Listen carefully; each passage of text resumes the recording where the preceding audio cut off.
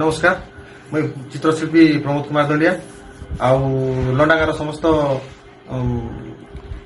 भाई भौणी मान एवं वयोज्येष्ठ मान मोर नुआखाई जुहार। वर्तमान कोरोना महामारी भितर 2020 गोटे नुआखाई पर्व आसी भितर लोक मैंने बहुत हंतसंत होती वर्तमान नुआखाईटा भल केमती कटिव एमती समस्त मन भितर अच्छी किंतु समस्त को मु अनुरोध करुच्ची महामारी भितर डिस्टेंस मेंटेनेंस करिकी